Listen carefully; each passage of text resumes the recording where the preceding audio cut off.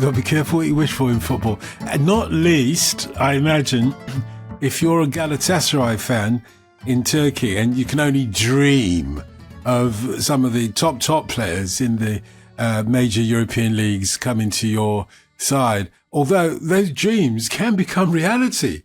Andy, how on earth has Galatasaray managed to get the signature of Leroy Sané? I'm sure there were other options. No disrespect to Turkey. However, how did they do it? Well, I guess the blunt way of putting it is very, very big wages. But still, I think you have to bear in mind that there would have been offers for Leroy Sané from Saudi, as there are for all the top level players. I think it's amazing to me that clearly they've done it over a period of time, because he's been allowed, with his contract running down, to talk to other clubs from January, and it appears that Galatasaray made the first contact with the entourage quite early on in that period. So they were speaking for the best part of 6 months before they finally got his ink on the paper. But to me, it feels like a massive departure.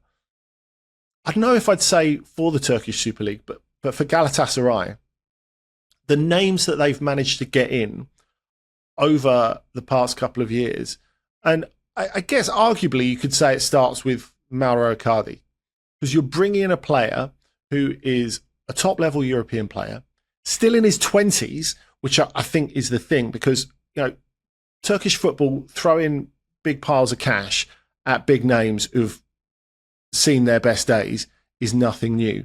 But getting someone still in their prime, getting someone in the sense of Leroy Sané, getting a player who can make a difference for you in the Champions League. Now, of course, they're able to plan with more certainty because, as Turkish football has done quite well in the last couple of years in European competition, pro rata, and the Conference League has definitely helped with that in terms of coefficient points, by the way.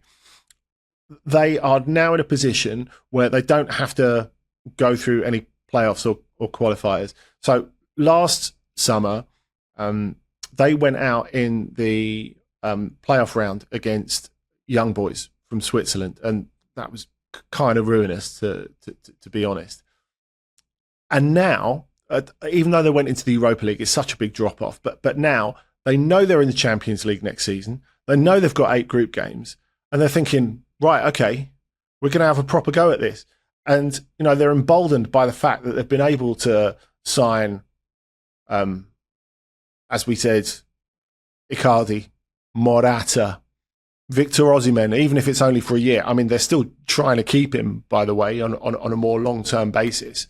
But, I guess it's really a total manifestation of success breeds success. And, they feel that they can get some of the biggest names, and is showing that some of the biggest names actually want to come. But David, the fact that Leroy Sané is played in the Premier League, played in the Bundesliga, and okay, there are options maybe from Saudi, but the fact that he is willing to go and play in the Super League, is that not a testament to how certainly amazing and exciting the Super League is for players to go and play? I think it's a great place to play. You remain in Europe. You're going to be playing in European football in terms of Champions League, Europa League every year, pretty much, if you go one of the top teams. You're playing in front of incredible atmospheres, packed out stadiums, and it is also played at a good standard as well. So there's a lot of appeal. It's especially so for players who may be offered your Saudi, MLS, these types of leagues. I think if you go to Turkey, there's still a huge, there's still a huge amount of prestige there. So I think it's a good move for a lot of players. And Sané probably we're not talking about an old guy here, and he's 34, 35. He's still got a lot of football to give, and he could really enjoy it in Turkey. I think sometimes we have to make the definition though between club and league, because I know, Dotun, you said, voting to sign for Galatasaray is a vote to go and play in the Turkish Super League. And technically, that's correct, of course. But when players sign for Paris Saint-Germain, is it because they want to play in Ligue 1? No, it isn't, is it? I think players are attracted to Galatasaray specifically because, as I said, it's kind of success begets success. I do agree with you, David, that, you know, being able to stay in Europe and play in a full stadium with great atmosphere and all that sort of stuff. I mean, Leroy Sané actually talked about his experiences playing away at Galatasaray, and that kind of stuck in his head, and that's something that he wanted to be part of. But I mean, I do think that there's a sense that because of Galatasaray's transfer policy in recent years, there is a feeling that, okay, I can be an absolute headline act here in a club that wants to build towards doing something in the Champions League and build towards being a regular presence in the Champions League.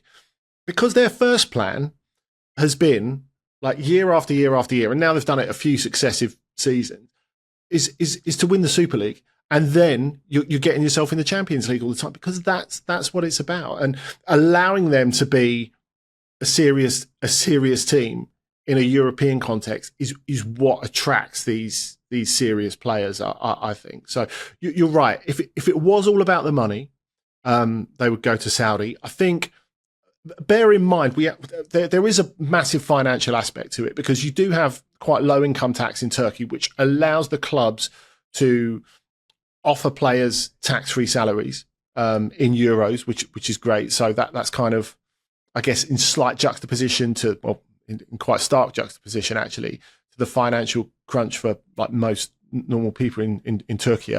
But I think the fact is, as I said about Galatasaray being able to plan with certainty, there's a level of confidence as well, because they've won in successive seasons.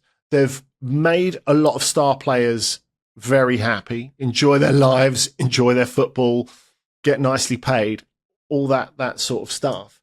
And of course, that attracts sponsors as well. So if we're talking about the actual club's means, because I know you said at the top, Don, how is it that they can pay for it? Well, clearly there's an amount of risk in it.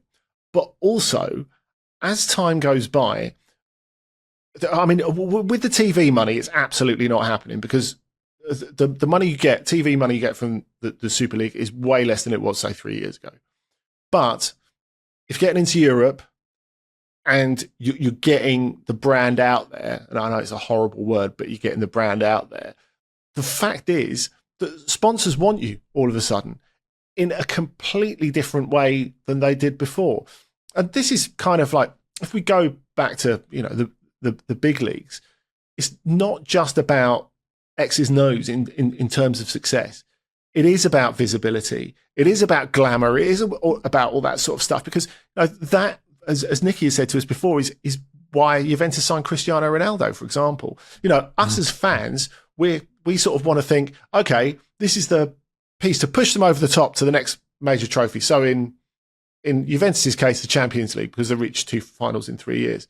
But actually, it's about getting you out there. It's about getting people wearing your shirts. I mean, we saw this footage of James Maddison on holiday, didn't we, recently? He was on holiday in Turkey, and he was wearing a Galatasaray Dries Mertens shirt. And I thought that was quite nice. But could we imagine in previous years, like a top Premier League player, even if they were on holiday, wearing a Galatasaray shirt? No. His awareness, I think, of Galatasaray, and clearly Maddison is someone who loves football, but his awareness of them is definitely propelled by the star players that they've been able to sign in recent years. See, and I totally get it now, David. I mean, genuinely, I do get it. And not least the bit that Andy touched on about Galatasaray wanting to make a real go for the Champions League as well. And, you know, which part Leroy Sané fits into that. They've got to be seen. If they want to maintain this attraction for top footballers to come to Galatasaray, then they've got to really make a fist of it in the Champions League, don't they? So that investment is, amongst other things, like Andy said, perhaps in a different context, but to you know, promote their brand, you know, amongst footballers and stuff. But the irony of this for me is that, and it won't be lost on keen listeners to OTC, that even though Leroy Sané has been unveiled officially as a Galatasaray player, He's actually in the Club World Cup playing for Bayern Munich. So how does it work, David, that a player that has been signed to Galatasaray is playing for Bayern Munich in the Club World Cup? He's still in the contract until the 30th of June. So that's literally it. And I know it looks a little bit strange, but yeah, very much so. That's all. But just under contract. Can you see clubs, European clubs, doing well in the Club World Cup and using that as a calling card, as say Galatasaray might, if they do well, reasonably well in the Champions League? Can you see the same thing happening in the Club World Cup anytime soon? Yeah, look, absolutely, and you mentioned it there. Look, clubs aren't taken seriously until they announce themselves in the Champions League. There's a reason why when PSG, Man City, Chelsea got their investment and takeovers, that their owners made a beeline for the Champions League and to be seen seriously there. You know, and all three clubs eventually did it, and it was the goal for their owners. So of course, Galatasaray, with the money that is coming into the club now. I just noticed they signed another sponsorship deal today as well, and I think it's worth 10 million just for the season. So that's huge money, and this is where it is, and this is what means getting in the Champions League and signing these high-profile players.